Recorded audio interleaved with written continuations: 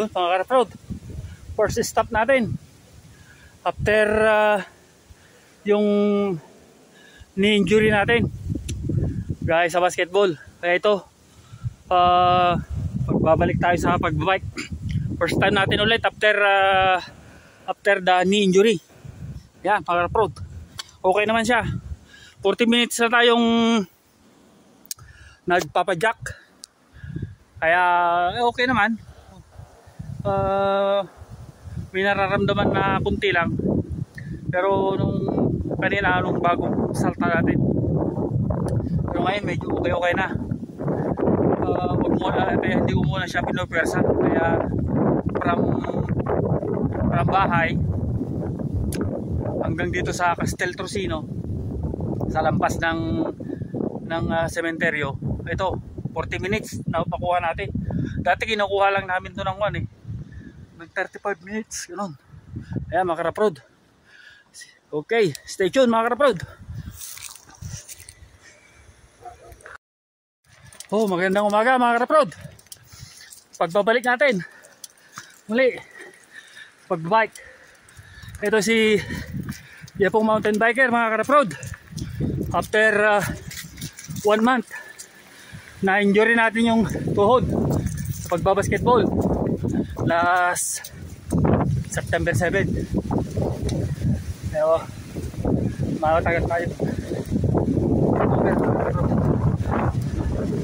Kaya ito, sinubukan kong umakyat dito sa pinagda-downhillan.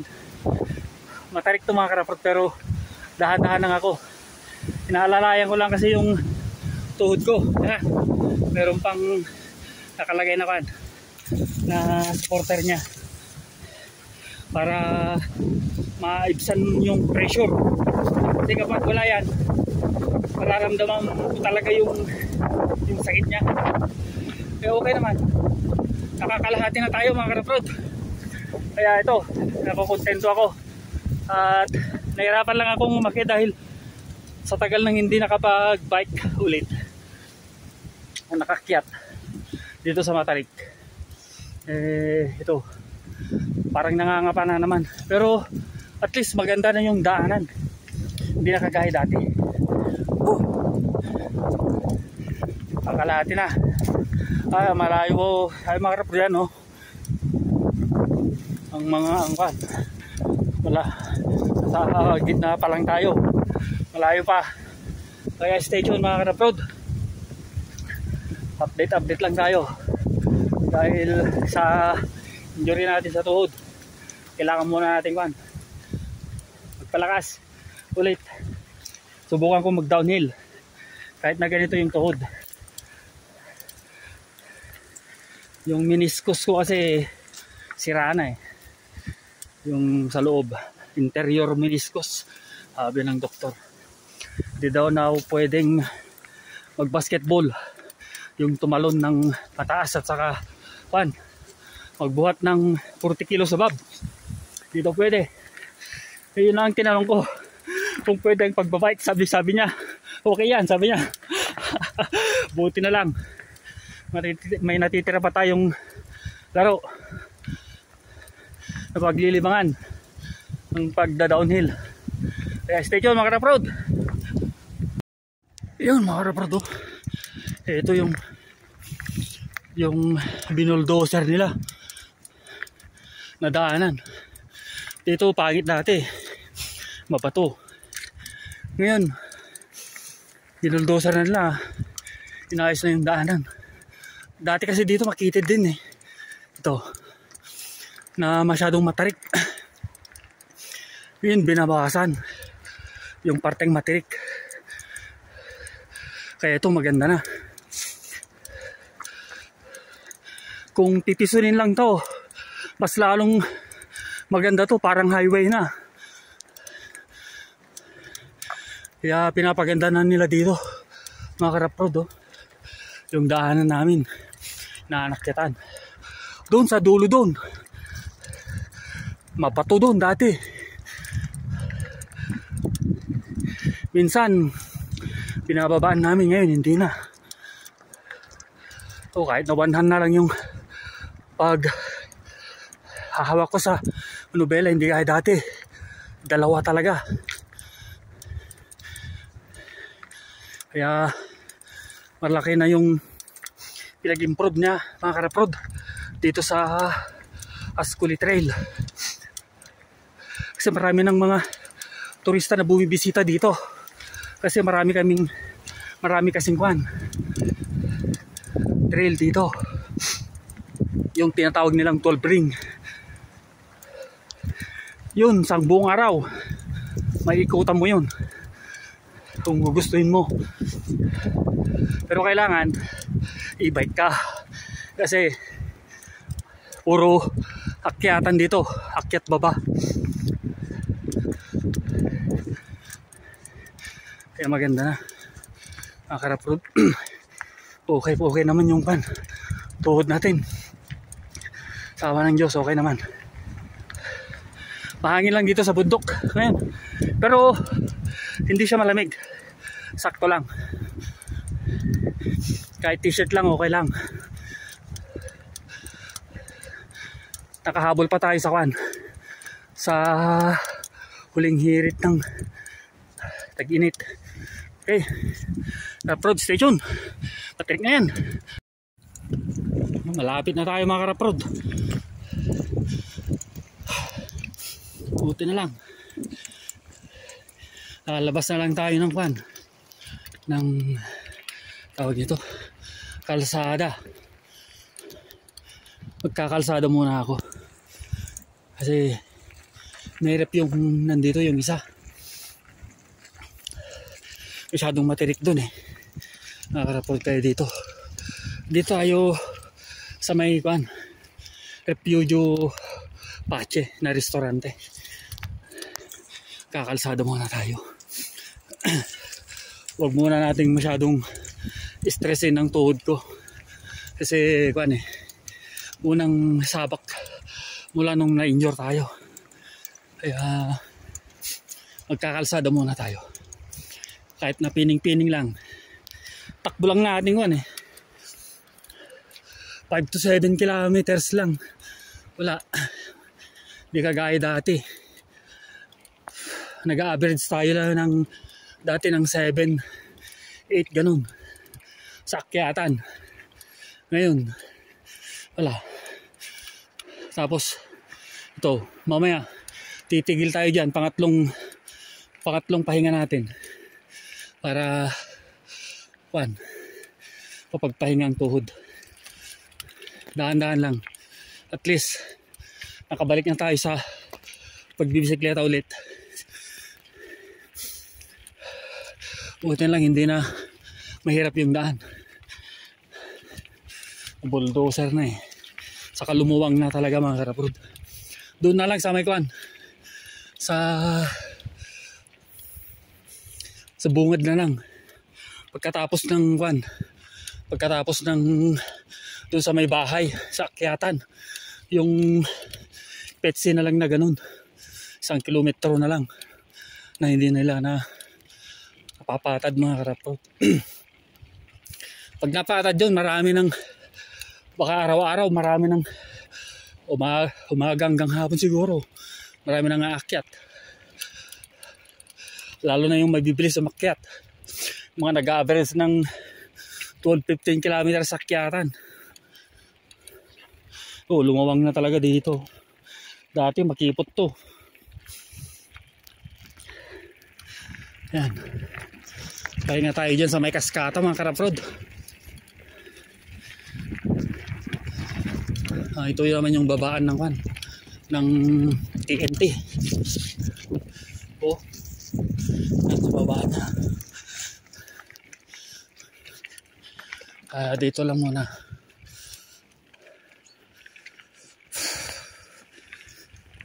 Importante, nakabalik tayo sa pagbabike. After 1 month. Buti na lang mga karaprod, isang linggo lang. Ay, isang buwan lang. 3 weeks na semento yung pako.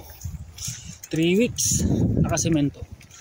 Tapos yung recovery niya, ginawa ko lang one week kasi ni-exercise ko siya.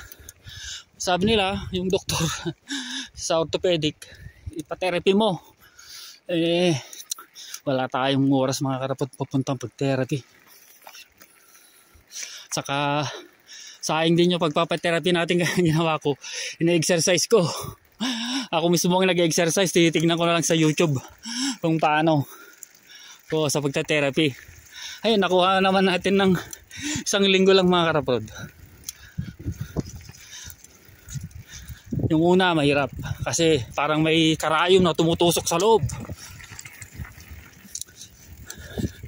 After 1 week mga karaprod, sinubukan kong nag-roller sa bike. Okay na. Tapos konti na itakbo-takbo ko ng konti pero mga kwan lang 50 meters mga ganun. Pero hindi yung takbo na takbo Yan karaprod. Yan. Pahinga muna tayo dito. Pangatlong pahinga mga karaprod. Gagawin nating 4. Mamaya doon sa may Jamatura na naman kasi akyatan na naman doon Pahinga natin ulit. Di bale lang na matagal tayong umakyat. At least may exercise ulit yung tuhod. Dito tayo mamamahinga mga karaprod. Bungad ng papuntang Refugio Pache.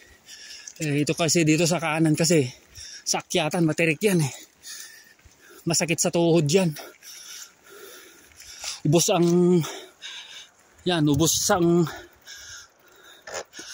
ang lakas mo dyan sa akyatan na yan. Yung akyatan na yan mararo dyan. Kaya dito tayo dadaan dito yan. Okay, stay tuned mga karaprod. Pang-4 na pahinga natin mga karaprod. Mahirap talaga kapag matagal kang hindi nakapag-bike, lalo na't mayroon ka pang iniindang injury sa tuhod. Pero okay naman, sulit mga karaprod. Okay naman yung tuhod, wala naman nararamdaman na ng pero kapag pilitin na yung pwersahan talaga, may mararamdaman kang sakit. Kaya okay lang, at least tawag nito, nakasurvive tayo ngayon after injury natin. Ito ba malayo pa mga karaprod, mga na lang yan, mga 10 minutes lang mga karaprod dyan. Tumahinga lang tayo kasi patarik na yan kalsada pero zigzag yan.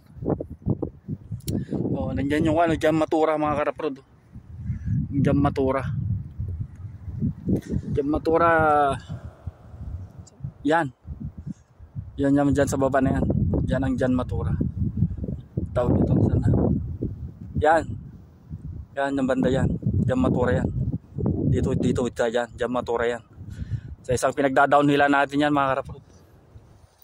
Diyan sana ako bababa kaso isip ko tumarang sa taas. Diba 10 minutes na lang naman na. Tayo sa Nuevo Aso at saka Vecchio Aso ang bababa natin. Direktyong sa may statwa. Doon na tayo bababa sa may statwa mga karaprod. Okay na yan. Para hindi na tayo yung aakyat ulit doon sa may Palumbari. Hindi na tayo pupunta ng Palumbari. Okay lang ngayon na paakyat tapos pababa. Huwag na tayo magpipidal na paakyat ulit kasi para makapagpahinga yung tuhod natin, hindi siya may stress masyado. Okay lang to. Pahinga, akyat, pahinga. Para next month maka-auto, pwede na. Stay tuned natin mga karaprod. Akyat mga karaprod. Sasakyan nga nagre-release nga sila bisikleta pa kaya. Ayan. Okay naman mga karaprod. Ang tuhod okay naman, maganda, may suporta lang sa taas ng tuhod kasi yung muscle na doon yun ang medyo medyo masakit kasi yung muscle na matagal nang hindi nagagamit, ngayon mapapersa siya. Pero dahan-dahan lang, takbo na ating walang 5 kilometers lang per hour. Dati ito tinitira natin ng 8-10. Dahil asfalto ngayon 8:10 to 12. 8 to 12. Ngayon 5 lang. 5-6. Okay lang yan. At least kakain natin tayo. May bakod mga karapot. Yung dadaanan natin. Siguro may mga kwan dyan. May mga yung mga baka. Yan siguro sa gitna. Bakod oh. Wala. Okay lang yan. Saan na tayo ngayon? Sa likod ng kwan na lang tayo. Sigurado diretso dyan matura talaga to. Wala. Bakod eh. Hindi tayo makapagpatalon ah. Susubukan sana natin. Dito tayo sa kwan. Sa likod ng albergo. Yun, mga kapag dito tayo. Narating natin yung Santiago.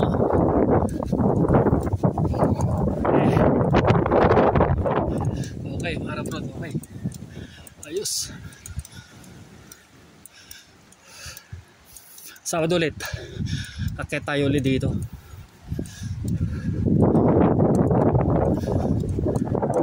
Dito tayo sa kape muna tayo. So may bar. Diyan tayo dadaan mga kapag sa likod.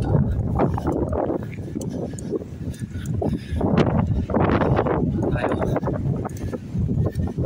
Dito tayo. Sa may restaurante. Tayo.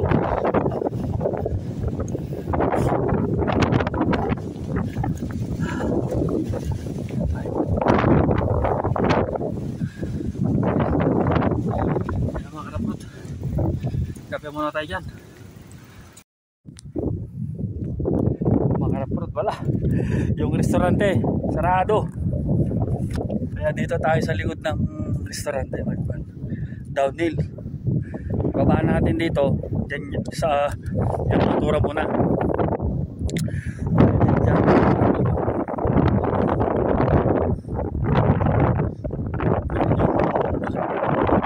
Sisiyan nila sa taas.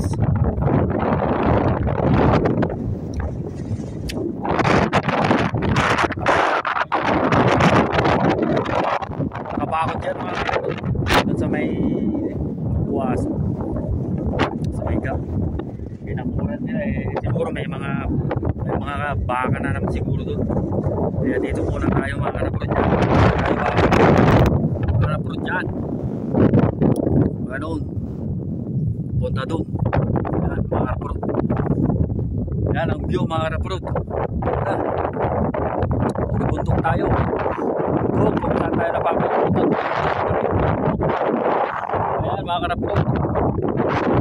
Okay mga karapurot, stay tuned.